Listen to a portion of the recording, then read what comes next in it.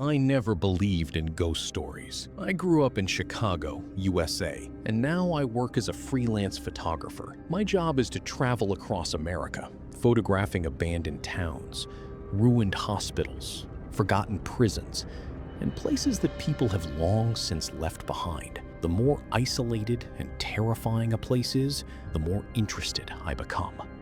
In October 2024, a magazine assigned me to photograph a forgotten mining town hidden deep in the mountains of West Virginia. The town was called Ashwood.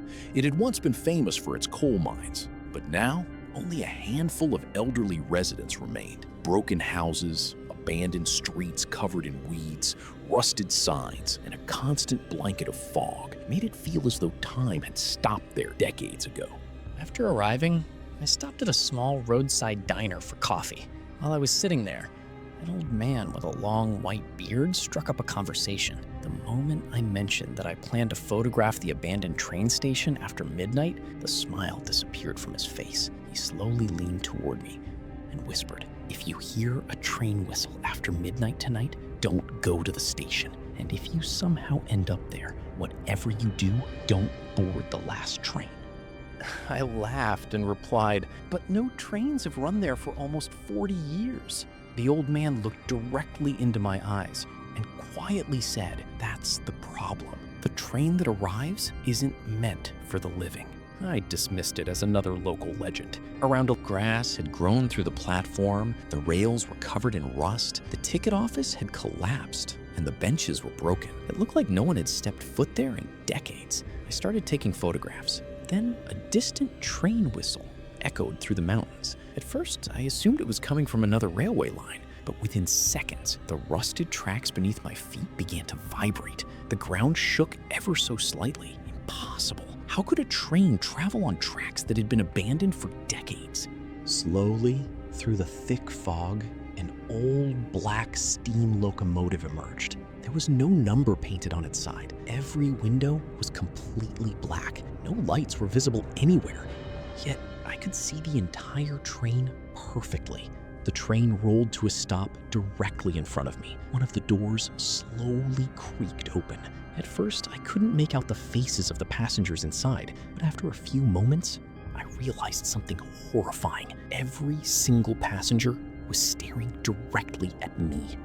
None of them moved. None of them blinked. Their faces were unnaturally pale, with deep black circles beneath their eyes. They looked less like living people and more like corpses that had been carefully arranged in their seats. Suddenly, a little girl sitting near the middle of the carriage stood up. She couldn't have been more than 8 or 9 years old. She slowly waved at me and softly said, "Daddy."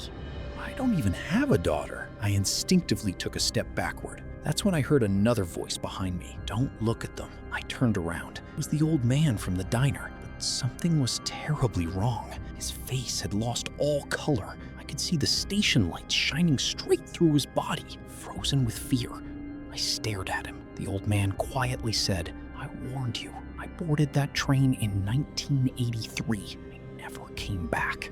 I had spoken to this man only a few hours earlier. If he had died in 1983, then who had I met at the diner? At that exact moment, every passenger inside the train slowly stood up. Not a single sound, just dozens of pale faces staring at me. Then, in perfect unison, they all spoke the same word, "Come." It didn't sound like human voices. It sounded as if the train itself had spoken. Without realizing it, my feet began moving toward the open door. I tried to stop. I couldn't.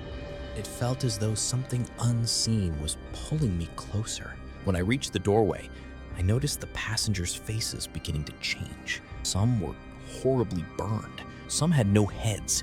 Others had nothing but empty black holes where their eyes should have been. Several were missing half their bodies, yet every single one of them was smiling. I lifted my foot, ready to step inside. Suddenly, Someone grabbed my shoulder with incredible force and threw me backward. The moment I hit the ground, everything went black. When I opened my eyes again, it was morning. I was lying outside the station. The police had found me unconscious during their morning patrol. When I told them about the train, they laughed. According to official records, the last train had traveled through Ashwood on November 17, 1983. Late that night, a landslide sent the entire train into a ravine. All 73 passengers were killed. No one survived. I didn't say another word.